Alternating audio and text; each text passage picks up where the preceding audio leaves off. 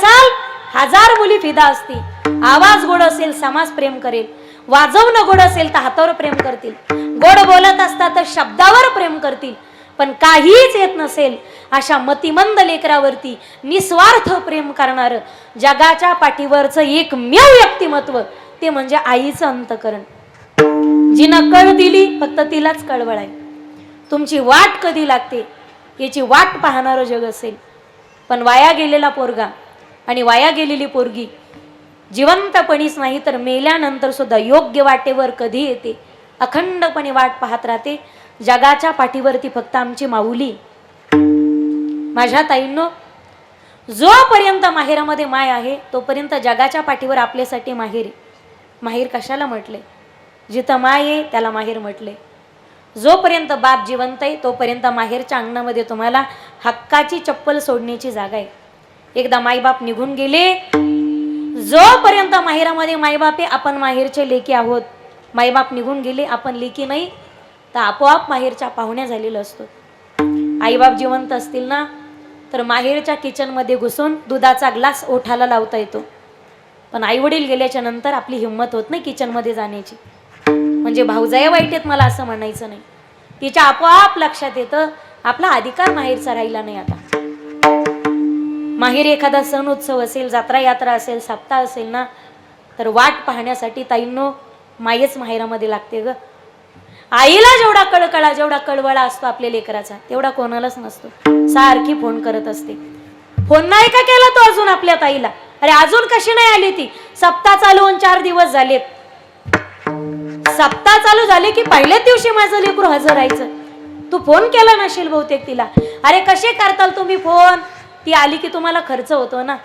अरे आम्ही जिवंत असताना आमच्या लेकीचे हे आलेत माहेरात, आम्ही गेल्यानंतर कोण विचारणार आहे आमच्या लेकराला? लाव माझ्या समोर फोन.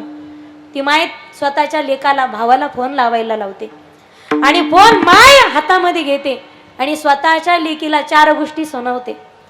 अगं 50 वेळा फोन केला तुला, अजून कशी काय नाही आली तू? आई काम होतं ग माग, उद्या सकाळीच निघते ना मी. 7 वाजता आईचा फोन असतो लेकीला, निघालीस का? हा, उन्हाच्या आधी ये जरा, का तुला ऊन लागेल. जाताना ती सप्ताह संपल्यावर जर घाई करू लागली ना सासरी जायची, थांब ऊन उतरू दे आणि मग जा. का ग आई तुला ऊन लागेल? यायचंय तर उन्हाच्या आते आणि जायचंय तर उन्हानंतर जा. अखंडपणे आमच्या काळजीचा भारजी वाहते ना. जगाच्या पाठीवरती ती फक्त माई. ओ कौन सी चीज है जो यहाँ पर नहीं मिलती, सब कुछ मिलता है परमान नहीं मिलती. असतात तोपर्यंत किंमत कळत नाही. एकदा ढगाड गेलेला सूर्य पुन्हा दिसू शकेल, पण मातीआड गेलेले माईबाप पुन्हा नाही दिसू शकत. आईचं प्रेम तर सगळ्यांनीच वर्णन केलंय, लेखकांनी, साहित्यिकांनी, तत्ववेत्यांनी, महापुरुषांनी. साने गुरुजींनी सुद्धा श्यामची आईच सांगितली. त्यांनाही नाही वाटले की श्यामचा बाप सांगावा. डोळे मिटेपर्यंत प्रेम करते ती आई आहे, पण डोळे मिटेपर्यंत डोळ्यात न दाखवताही जो प्रेम करतो जगाच्या पाठीवरती तो फक्त आमचा बाप आहे. एखादा पोरगा जर आजारामध्ये खूप आजारी असेल तर गावातल्या सगळ्या देवांना नमस्कारणारी आई आम्ही पाहिली असेल. माझ्या मुलाला बरं लागू दे रे देवा असं म्हणणारी नमस्कारणारी आई आपण पाहिली असेल. पण आईचं सांत्वन करता करता रात्रीच्या 2 वाजता घराच्या बाहेर येतो, ओट्याच्या खाली उतरतो, आपला रुमाल डोळ्याला लावतो, ढसा ढसा रडतो ढोरासारखा, पांडुरंगा असा कोणता जमिनीचा तुकडा विकुरी जेणेकरून माझ्या काळजाचा तुकडा मला वाचवता येईल. जगामध्ये आईनंतर ही धारणा ज्याची असते त्याला बाप नावाचं अस्तित्व म्हणतात. आयुष्यात कोणाची भीती ठेवा अगर नका ठेवू, पण 2 व्यक्तीला घाबरल्याशिवाय, जो पापाला घाबरला त्याचा परमार्थ सुखाचा झाला आणि जो बापाला घाबरला त्याचा प्रपंच सुखाचा झाला. विठ्ठल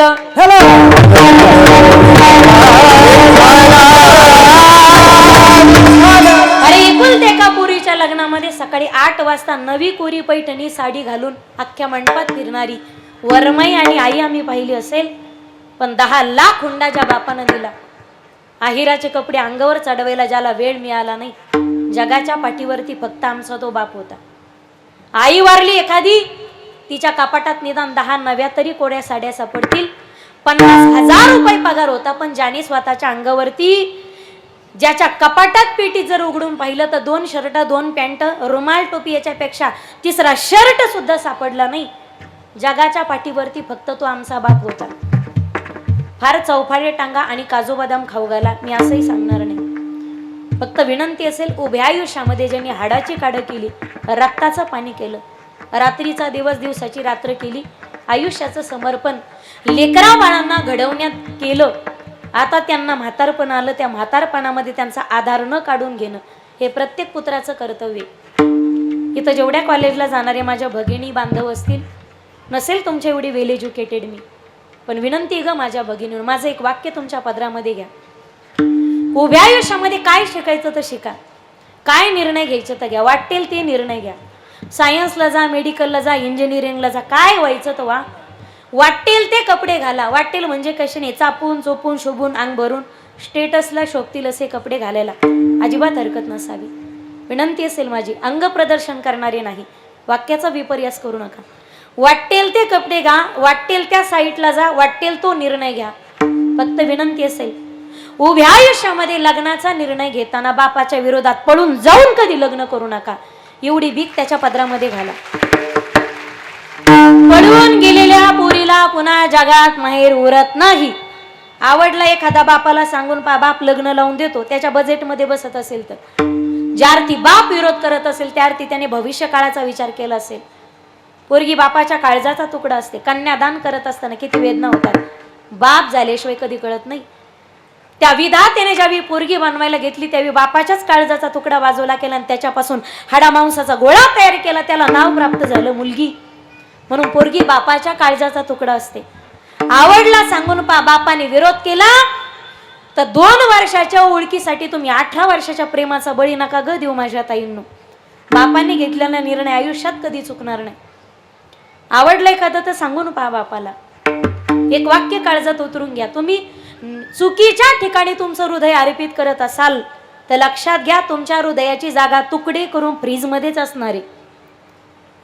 मी काय बोलते तुमच्या पक्क लक्षात येत असेल. समजदार को इशारा कापी. चुकीच्या ठिकाणी हृदय देत असाल तर तुकडे करून तुमची जागा फ्रीज मध्येच असणारे. योग्य ठिकाणी हृदय देत असाल तर तुमची जागा अंतःकरणात असणारी. सांगू सांगू मेलो त्यांना किती सांगावं बाई, चुकीचं पाऊल उचलू नका. ती म्हणती मेरा अकबर ऐसा नाही, मेरा अब्दुल्ला वैसा नाही. अगं सारी एकाच माडीचे मणी येतं. तुकडे करून फ्रीज मध्ये ठेवण्यात आले, कोल्ह्या कुत्र्याला खाऊ घातले, फारशा डोक्यात घातल्या, दगड डोक्यात घातली, 21 वेळा चाकूने वार झाले. आपलंच झाडाचं नाही, लोकांना बोलून काय फायदा आहे. लव जिहाद नावासारख्या संघटना हिंदू धर्म भ्रष्ट करण्याच्या प्रयत्नात आहेत. माझी जात कोणती, तुमची जात कोणती, तुमचा धर्म कोणता, माझा धर्म कोणता. आम्ही फक्त 15 ऑगस्टला 26 जानेवारीलाच भारतीय असतो. इतर वेळी आम्ही हिंदू, मुस्लिम, शीख. बरं त्याच्या सुद्धा आम्ही हिंदू जर म्हटलं तर आम्ही आमच्या विचारावर ठाम आहेत का. एखाद्या मुस्लिमाला विचारा, त्यांच्या सुद्धा जातीन पोट जाती. त्यांना विचारलं तर ते त्यांच्या पोट जातीन जाती सांगत बसत नाहीत. एकमुखाने ठामपणे सांगतात आम्ही मुस्लिम आहेत, आम्ही मुस्लिम आहेत सांगते ते. आणि आपल्या व्यक्तीला जर विचारलं तर आपण म्हणत नाही ना आम्ही हिंदू येतं. आम्ही सांगतो साडी, कोळी, तिली, तांबोळी, कहार, महार, चांबार, सुतार, नावी, वाणी, कैकाडी, भील, ब्राह्मण, वंजारी, मराठा हे आमच्या जाती येतात. बरं त्याच्यात तरी आम्ही ठाम आहेत का. आम्ही सांगतो तर आम्ही 12 माशी ते 16 माशी, आम्ही 96 कोळी ते 92 कोळी 93 4 रुंगण्याने हाणले पाहिजे तसे. जातीपातीच्या मी तर म्हणते पक्ष तर चुलीतच घाला, तिकडे राखेल टाकून पेटून द्या. वाटोळ केलं पक्ष माझा माझा करता करता. कोणतेही पक्ष मी कोणाचं समर्थनही करायला आले नाही आणि कोणाचं कोणाला नावही ठेवायला आले नाही. पण वाक्य तळतळीच आहे माईबाप. आपण झोपेत जर गाफील राहिलो तर येणारा 10 ते 5 वर्षाचा काळ हा फार भयंकर असणार आहे. म्हणून जातीपातीच्या भिंती बाजूला ठेवा, सगळ्यांनी एकत्रित या. जोपर्यंत झाडूच्या काड्या एकत्रित आहेत तोपर्यंत झाडू अख्ख्या गावाचा कचरा साफ करतो. एक झाडू अख्ख्या गावाचा कचरा साफ करतो. पण ज्या दिवशी झाडूच्या काड्या पन्हाड्या विभक्त होतात त्या दिवशी झाडूचाच कचरा झाल्याशिवाय राहत नाही. सरकार आएगी सरकार जाएगी, पार्टियां बनेगी पार्टियां बिगड़ेगी. कौन सीएम बनेगा कौन पीएम बनेगा ये मुद्दा नहीं. हम ना सीएम को जानते ना पीएम को जानते. अरे 100 करोड़ हिंदुओं का देश है, ये हिंदुस्तान बना रहना चाहिए, यही हमारी आकांक्षा है. सर्वांनी एकत्रित येऊन या धर्मासाठी आणि देशासाठी कार्य करायचं, हेच आमचं केवळ एकच उद्दिष्ट असेल. म्हणून तिसरी भक्ती सांगितली पितृवचन, आणि चौथी सांगितली पत्नी असेल तर पतीची सेवा प्रामाणिकपणे करणे. एकदा मोठ्या प्रेमाने हात वरती करूयात सर्वजण. मागचे पुढचे रोज येतात ते, जे आजच आले ते, येणारे लिहू देत नाहीत ते. जो व्यक्ती हात वरती घेणार नाही काळकरीत मातक सोडून, त्याला चिकनगुन्या होईल. हात वरती घ्या सर्वजण. हरी विठोबा